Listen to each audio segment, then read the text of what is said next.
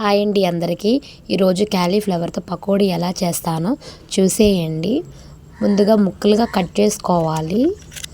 Cut చేసుకున్న తర్వాత ఒక బౌల్లో వాటర్ తీసుకొని కొంచెం సాల్ట్ వేసుకొని ముక్కలు వేసి 5 మినిట్స్ ఉడికించుకోవాలి. తర్వాత వడకట్టుకొని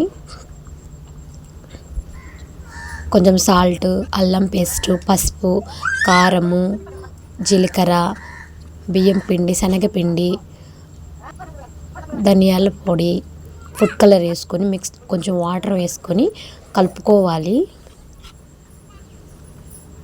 ఒక బౌల్ తీసుకొని కొంచెం ఆయిల్ వేసి విడివిడిగా వేసుకోవాలి.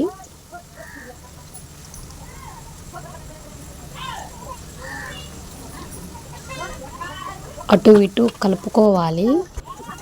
ఒక ప్లేట్లో తీసుకొని pakodi ready. Thank you for watching. Bye.